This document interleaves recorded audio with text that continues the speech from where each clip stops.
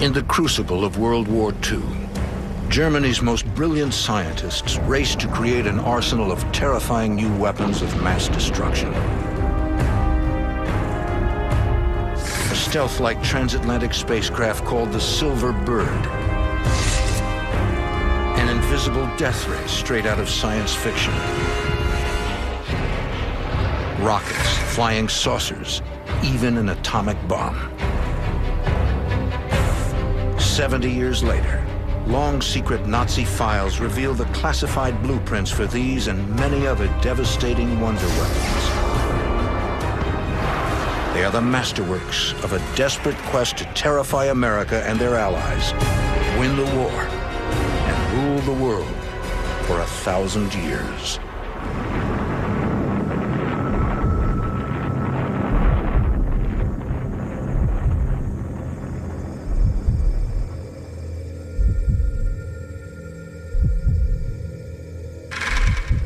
April 1945. The war against Germany is at an end, and the Third Reich emerges victorious. Hitler's flight to New York is escorted by supersonic jets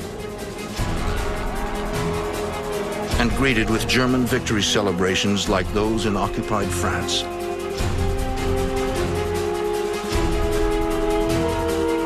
State ceremonies are staged theatrically to heighten the historic moment.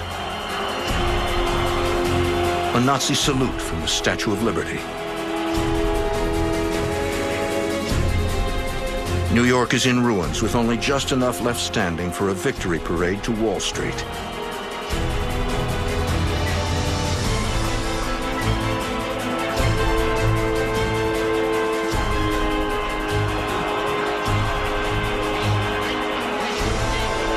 It is the ultimate nightmare of how World War II could have ended, thanks to Hitler's own dream team of hundreds of scientific masterminds. Rocket science superstar Werner von Braun, engineer, mathematician, and physicist Irene Brecht, aerospace engineer Eugen Zenger, even a Nobel Prize-winning nuclear physicist Werner Heisenberg. Through the 20s and 30s, the Germans technologically were very, very interested in rocket development, science development. This sort of really advanced aerospace development really became a German forte that the other nations around the world were really lagging behind. From this now defunct, top-secret, high-tech German complex, thousands of brilliant engineers, physicists, chemists, and their staff are generously funded from the Nazi treasury. Provided with the most modern laboratories in Europe and ordered to develop the deadliest armaments the world has never seen. The delta-winged Lippisch P-13. A vertical takeoff rotor-winged warplane half a century ahead of its time. A flying aircraft carrier. And the Silbervogel, the Silver Bird, a supersonic suborbital spacecraft capable of bringing the Blitz to Broadway.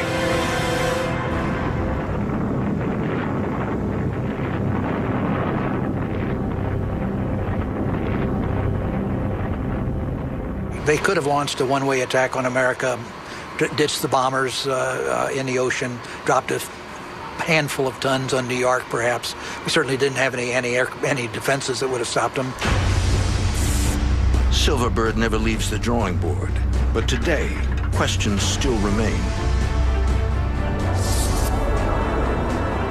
How did German scientists leap so far ahead of their enemies? What's the science behind these machines? And how close does the genius of Nazi science bring Adolf Hitler to the brink of victory?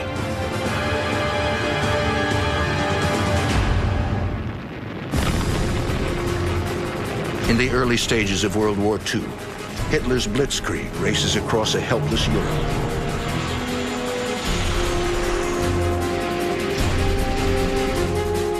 Germany is the first modern nation to wager so heavily that science and technology are the fast lane to world domination.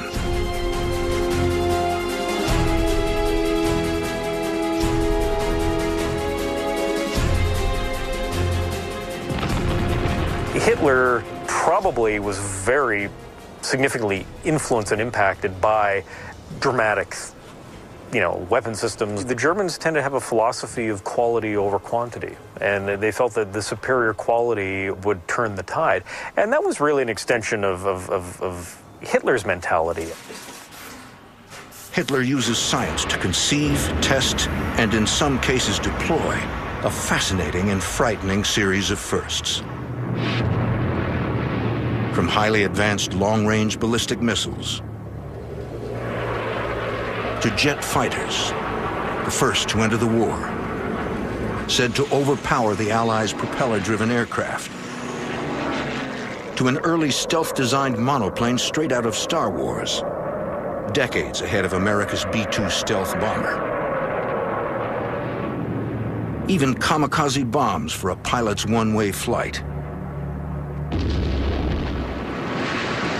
The Allies are ill-prepared. The American missile development programs during the war were very, very primitive in comparison to what the Germans had already achieved. On this small, remote island off the Baltic Sea is a top-secret complex of laboratories and airfields.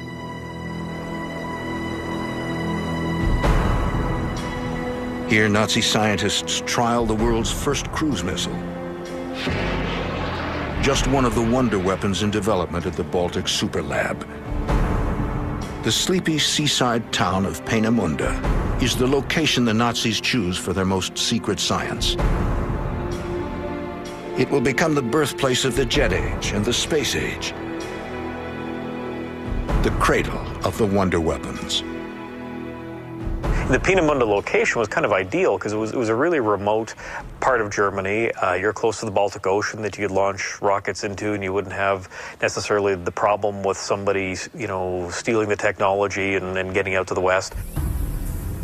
The existence of Peenemunde's satellite town is a strictly controlled state secret, complete with futuristic apartment blocks for the scientific elite.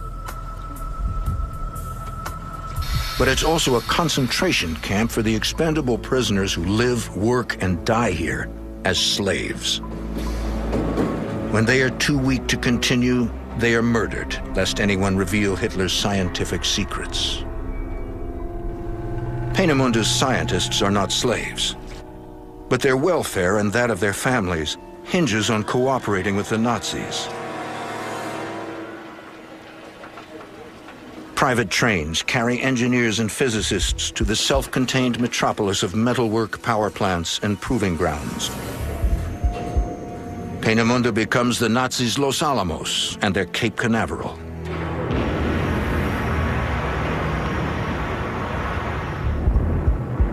(1943) Germany. The Allies pummel the nation in a hail of bombs. But Adolf Hitler still believes in victory. The Nazis plan an arsenal of terrifying new weapons of mass destruction. With capabilities and range so far advanced, not even America will be spared. Hitler entrusts his propaganda minister to rally the German people toward victory and revenge.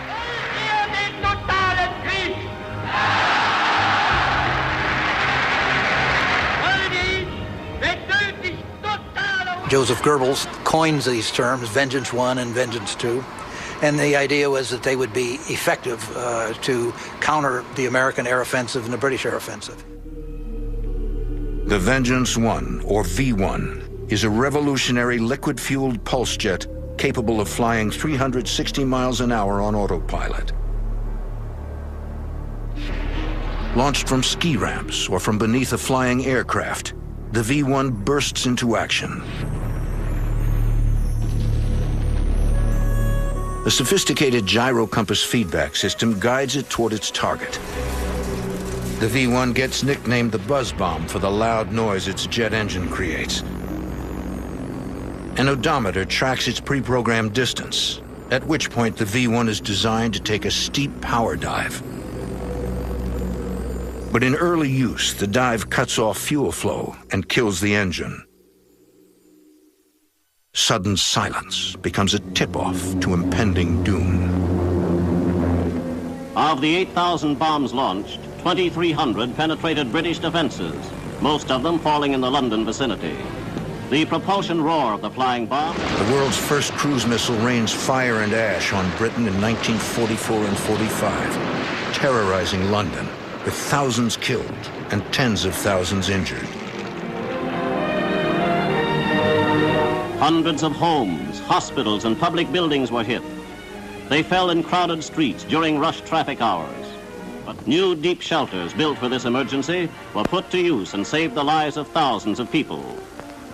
Only one life was lost for every 3 bombs launched. Few of the robot bombs resulted in fire, but the great concussive blasts of Vengeance Weapon No. 1 exceeded anything London had experienced. Part technological masterpiece, part military triumph. Hitler's secret science is paying off. But there's one big problem with the Big Bang: accuracy.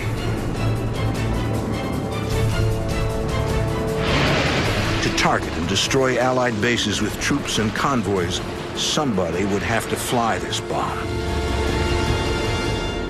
While Hitler promises the nation that his rockets will turn the war, engineers add a pilot seat and crewed controls to the V-1, creating the Reichenberg, a German kamikaze aircraft. Hundreds were built, but none ever see combat. They were difficult to fly. Putting a pilot would have ensured some small amounts of damage, but the potential of the airplane in terms of its top speed, of its range and its endurance, of its ability to get to a target, these were not essential war-winning weapons. Decades later, the original plans for the Reichenberg resurface in a private archive. In this small Bavarian garage, Hitler's secret science is coming back to life as several wonder weapons are rebuilt or reconstructed here for museums. The Bavarian builders find welded seams of inconsistent quality, suggesting that some were done by skilled technicians, others by exhausted concentration camp prisoners.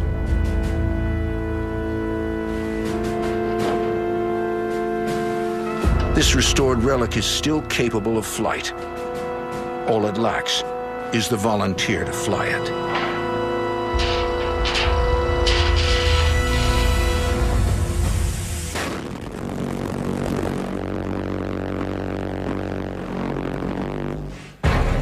For Hitler's secret scientists, no concept is too futuristic, no propulsion system or wing design too bizarre. Some will fly, some will fail. Many live on in the war zones of the 21st century. And in a strange twist of history, one of Hitler's most brilliant scientists will survive the fall of the Third Reich to become an American hero. 1943.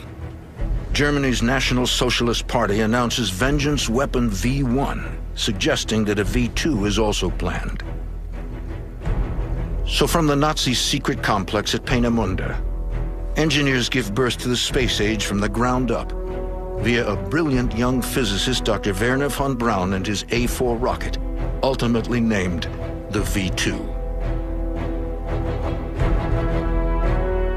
The V2, the Vengeance Weapon, to Wernher von Braun, it was an artillery piece that would land somewhere in England and kill some Englishmen, but that was really not his point. His point was proving the aerodynamics, the power, the thrust, the cooling, all of the things necessary to take him one more step into space. He wanted to see man in space. It was a consuming passion. His engineering ideas were what drove him.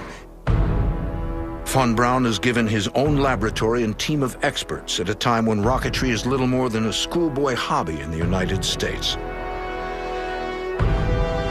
Ultimately, he creates the world's first long-range ballistic missile, the unstoppable V2 retaliation rocket. In September of that same year, 1944, the Germans also began their firings of the vastly superior V2, which was powered by a real liquid fuel engine. Military rockets in a rudimentary form had been used for centuries. but their propulsion was by the use of gunpowder. In this new era, it was the Germans who realized that the liquid fuel rocket could be put to military use, that it could be given impressive range and great destructive power. The German focus on advanced technology completely changes the capabilities of science and warfare. They not only took a toll of more than 9,000 casualties, they also had a devastating psychological effect. For unlike the buzz bomb, the V-2 fell without warning. It had a speed of 3,300 miles per hour, and it could not be intercepted by fighter aircraft or brought down by anti-aircraft artillery. According to Boyne, von Braun's focus was more on the science than winning the war. All that mattered to him was solving the aerodynamic problems, the problems of control, the problems of burn, all of the things that are inherent in a ballistic missile, not as a weapon, but as a means to get into space. But defiance of the Führer is not an option for any German scientist. And neither is the suggestion of defense. The real impact on the outcome of the war was in an area that the Germans really failed to develop, and that was really the defensive technologies. You had to be very politically correct as a Nazi, or else you'd be in trouble. That meant you couldn't have weapons that were seen to be too defensive that might indicate that the war was being lost.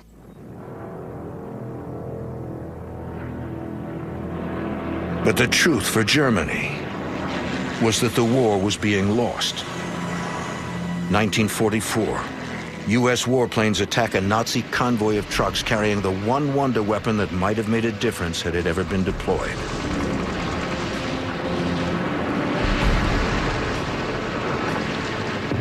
The Typhoon, the world's first defensive ground-to-air missile, designed to augment Nazi efforts to shoot down Allied bombers.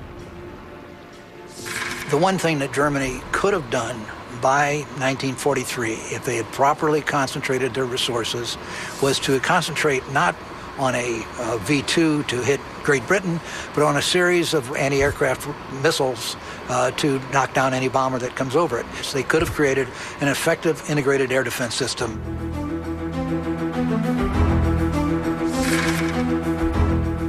The Typhoon's first field tests were conducted at Station 4 in Peenemünde in 1944. It's revolutionary and economical. A simple steel tube about 6 feet long, filled with a mix of nitric acid and synthetic fuel.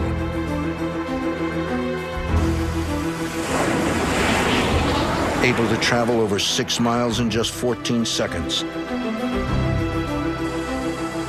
Over 1 million are planned for production by 1945.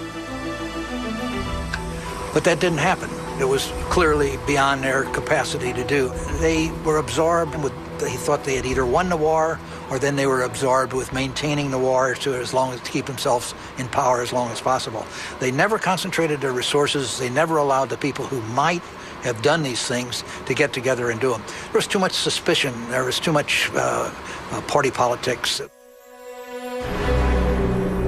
This computer simulation shows how the defensive Typhoon rocket's mobile shooting base will look when rebuilt. A secret science artifact that perpetuates the wonder weapon mystique today. These craftsmen are building just one Typhoon, not the millions Germany dreamed would cleanse the sky of Allied bombers. Ultimately, it's the ingenuity of Nazi weapons, not their numbers, that propels the world further, faster, and higher than anything ever seen.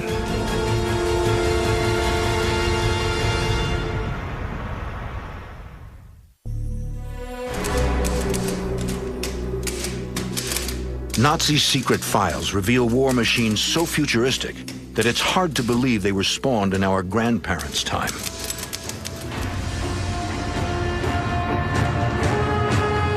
Powered flight is less than 30 years old when Hitler seizes power. Yet within months, the blackboards and blueprints of his Third Reich are bursting with incredible designs. Before the war is over, Germany will produce a series of aeronautical firsts that remain the basis for many air and spacecraft today. The Arado 234, the world's first operational turbojet bomber and the most advanced jet of its kind. The Arado was the second of the airplanes that reached production employing the Junkers Jumo 004 engine.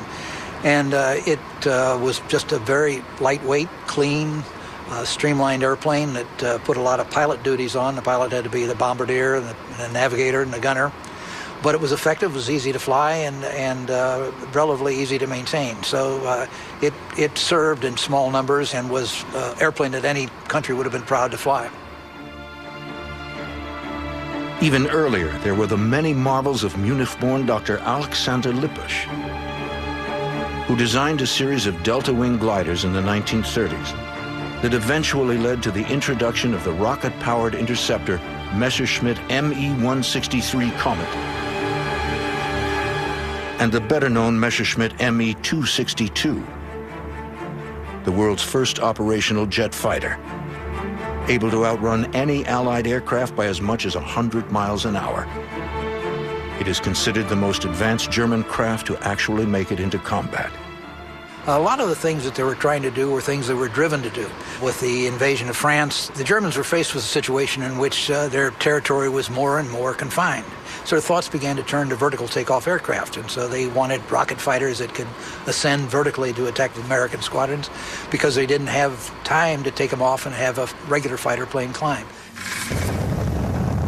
To this end, Nazi dream machines include the Focke-Wulf rotary jet, with liquid-fueled rockets at the tips of its triple propellers, designed to take off vertically, then fly like a plane.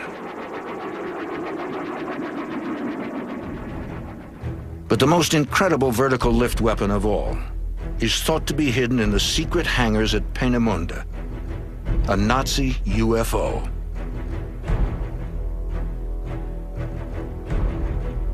An article in German news magazine Der Spiegel later reveals the secret invention Rudolf Schriever plans for the SS from neighboring Czechoslovakia. The piloted Schriever Flugkreisel, nearly 50 feet in diameter, with 3 impulse jets on a rotor inside a circular fuselage. This UFO was never built.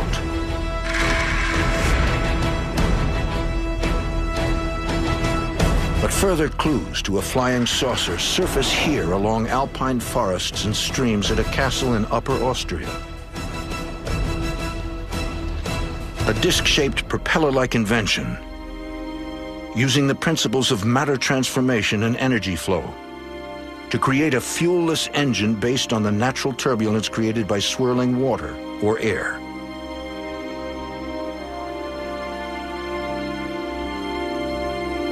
Jörg Schauberger says that his grandfather's concept for a totally new propulsion system turned rumors of a UFO into reality.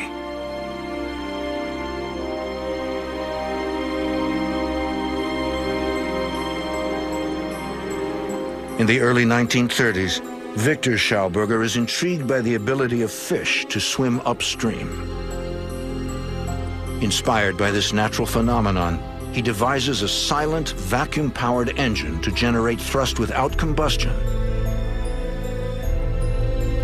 A revolutionary unit for airplanes to be pulled rather than pushed forward.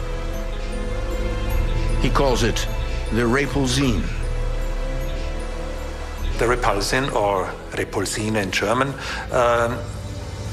was meant to be some kind of reaction chamber where some transmutations would take place with the molecules that are sucked into this chamber. Even today, the Austrian would be ahead of his time. In World War II, his invention is right on course with Hitler's quest for wonder weapons. Against his will, Victor Schauberger is forced into the very heart of Nazi science, working inside a weapons lab staffed by slave labor.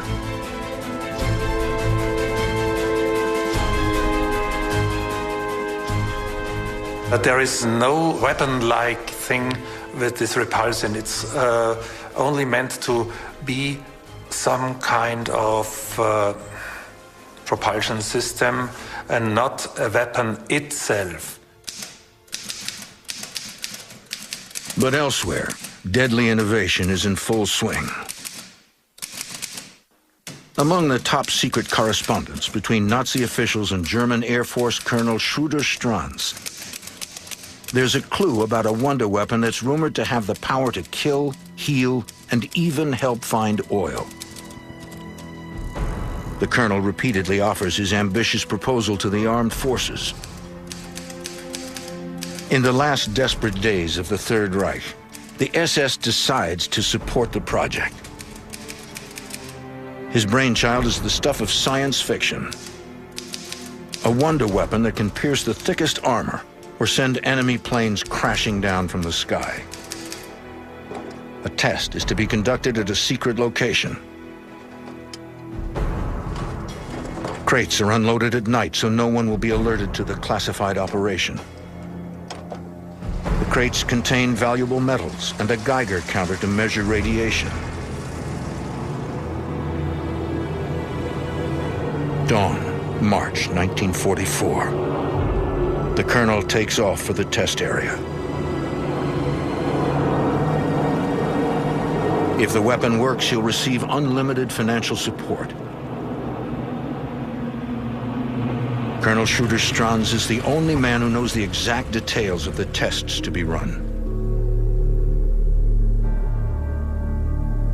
A quarry in the middle of the forest in the Harz Mountains.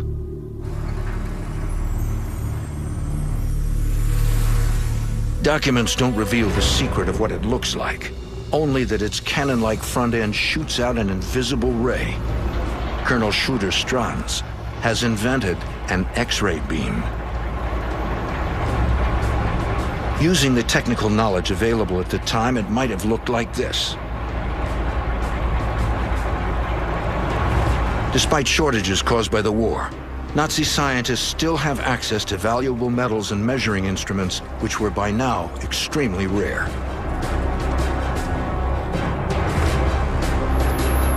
A trial run claims that the weapon shoots out a bolt of radiation that can be detected up to 25 miles away. The SS and Colonel Stranz are successful.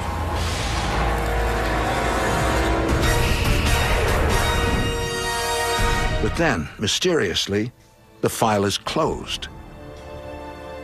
The special unit is disbanded in October 1944 with no explanation to be found to this day. Shrouded in secrecy, Hitler's science straddles the border between fact and fiction. But one of the Führer's quests is beyond dispute. It is the most desperate and decisive race of all. Who will be the first to build an atomic bomb?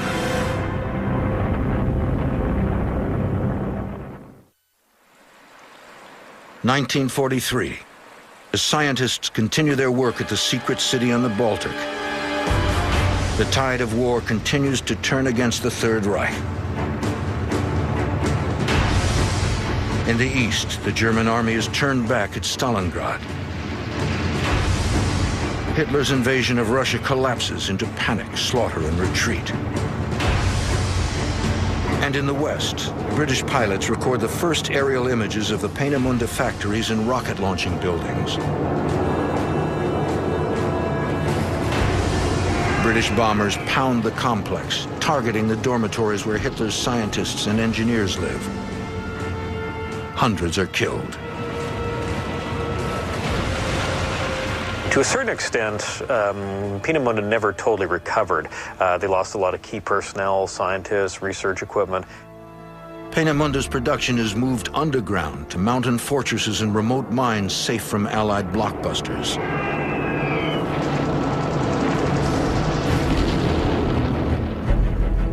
Elsewhere, Stuttgart, Germany, 1944. Nazis plot the ultimate weapon to win the war, an atomic bomb. A team of German scientists attempt to unlock the secret of nuclear fission to produce electric power. Half a world away, physicists at Los Alamos, New Mexico are on the same quest, using the radioactive uranium of the American West to set off the world's first nuclear weapon. But the Germans have their own atomic genius, Nobel Prize winner Werner Heisenberg. Heisenberg and his team call themselves the Uranium Club, but the German army has other plans for the atom smashers. In early 1945, neither the U.S. military nor researchers know anything about the state of nuclear capability in Germany. A secret U.S. project, codenamed Operation Alsos, is established to find out if the German atomic bomb project exists. Outside the city of Stuttgart, beneath a castle in Haigerloch, Alsos agents discover an atomic reactor in a stone cellar.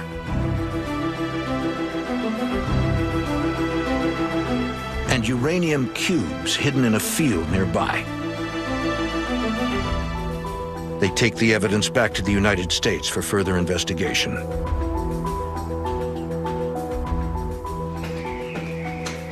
Months earlier, at this same medieval castle, clandestine shipments of heavy water, a key ingredient to nuclear power, arrive here from Nazi-occupied Norway, despite valiant attempts from the Norwegian resistance to prevent it from ever reaching Germany. A secret code reveals the amount of deuterium inside each transferred barrel. Deuterium, an isotope of hydrogen, makes water about 10% heavier. The Nazis plan to combine this shipment of heavy water with the cubes of uranium to begin the nuclear age.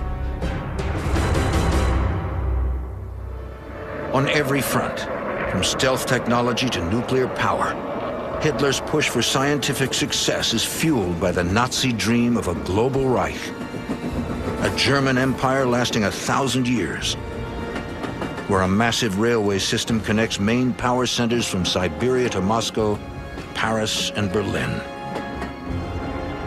Berlin, the capital, is to be renamed Germania.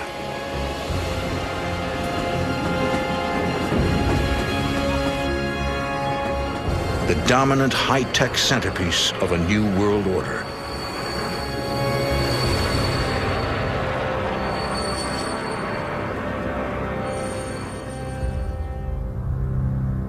But by March 1945, the dream is fading fast, and Hitler is growing desperate. With Allied forces closing in on Germany, only a wonder weapon can save the Third Reich. But at the Trinity site in the New Mexico desert, it's America who proves the power of the atomic bomb.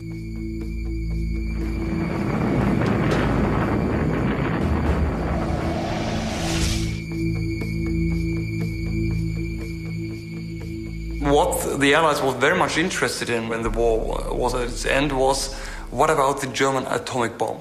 How far did they come? This was the final question.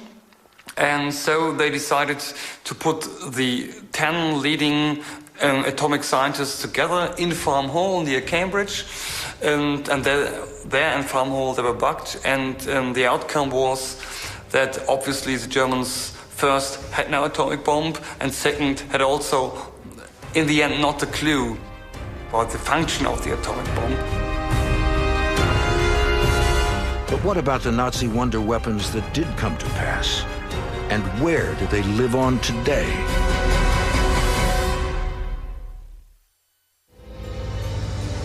The world's first cruise missile, first long-range ballistic missile, first guided surface-to-air missile, first anti-ship missiles, even the world's first closed-circuit TV, the world's first operational jet fighter and jet bomber. Aerodynamics in Germany, there were a small group of people who were very, very advanced, and there is some sort of a special genius about them.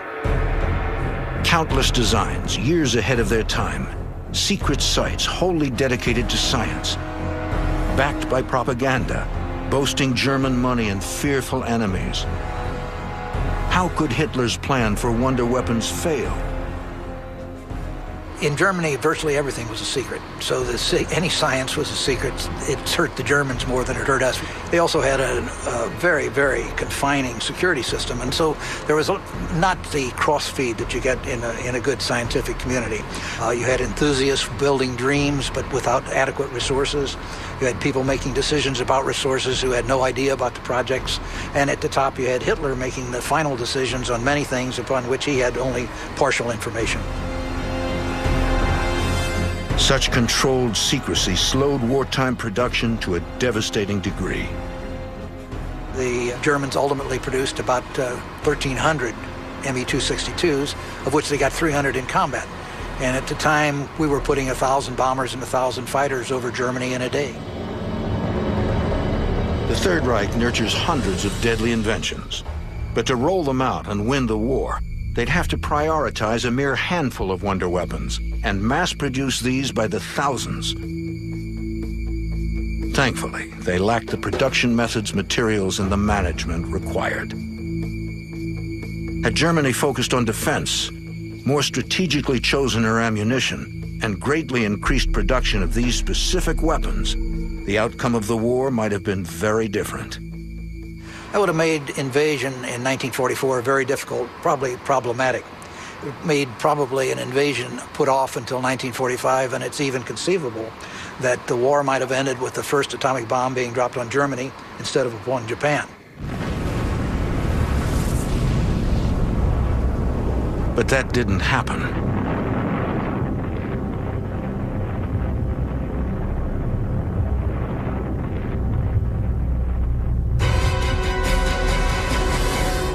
In 1945, the Nazi dream is finally destroyed by Allied bombs.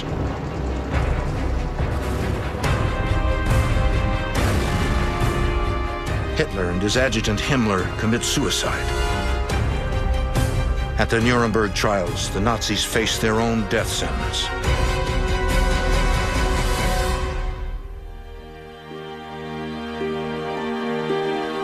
The entire world now learns of the unspeakable horror of concentration camps and the depth of Hitler's dark dreams of domination.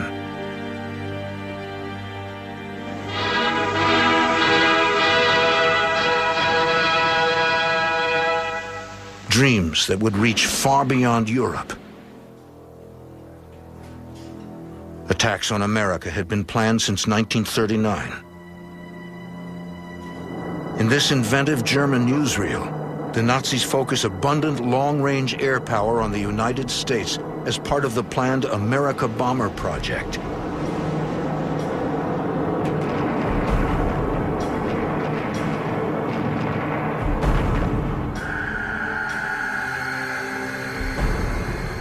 Had the Germans been able to develop and deploy their America Bomber program, they bring the war to the mainland of the United States, I think it might have had some impact on American strategic doctrine.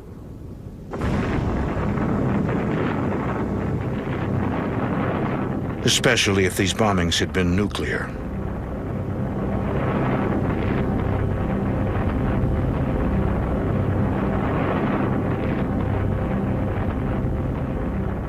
I mean, the only result the German Air Force could achieve was to send a handful of very long-range bombers over the Atlantic and to drop, say, 12 tons of bombs on New York or Washington. None of the German vengeance weapon programs, and certainly not the America Bomber, would have had any chance of its intended effect without a nuclear weapon. In the end, Adolf Hitler never sets foot in New York. But the head of Hitler's secret science program does cross the Atlantic and changes the course of history. In 1945, as American and Soviet troops close in on Berlin, rocket genius Wernher von Braun and a small group of his most loyal associates must choose their destiny: surrender to the Russians, take cyanide, or align with the Allies.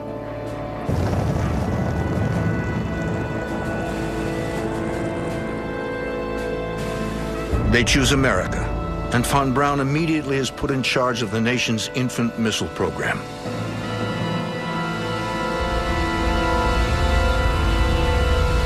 The White Sands testing grounds in New Mexico, where von Braun works on a new rocket and accomplishes his space dream after all.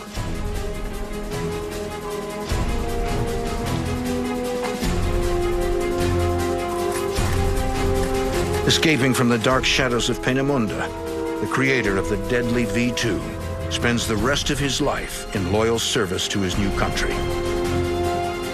Thanks to von Braun, America wins the space race and puts a man on the moon. Yes, we see it. We see it. Here it is. Okay, engine stop. Houston, Tranquility Base here. The Eagle has landed. Roger, Tranquility. We copy you on the ground. You got a bunch of guys about to turn blue. We're breathing again. Thanks a lot. That is probably the principal achievement of the Peenemünde mines.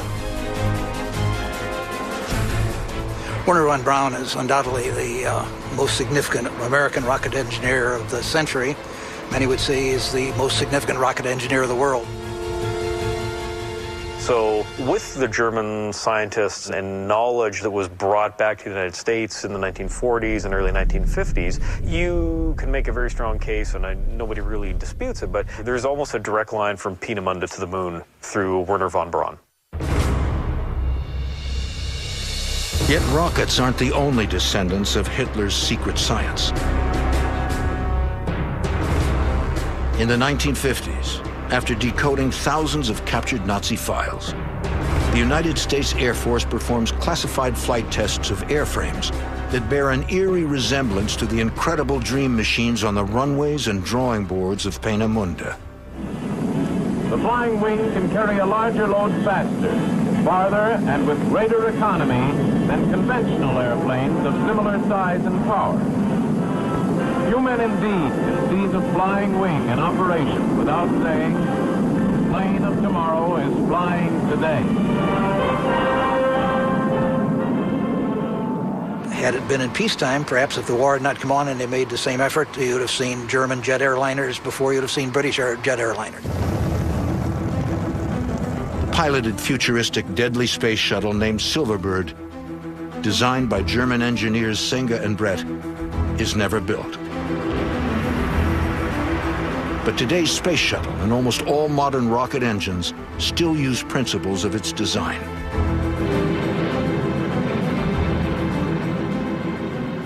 Parallel to von Braun's work with the V-2 and the type of fuels that he used in the V-2, combustible fuels, those engines were used subsequently in the United States and by Bell and others.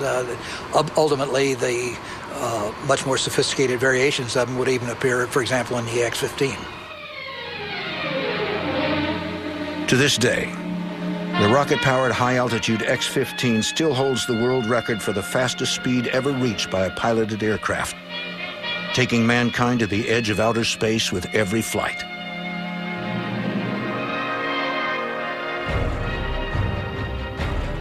There's no argument that Germany had some of the most talented weapons designers on the planet at the time, but they were failed by their leadership.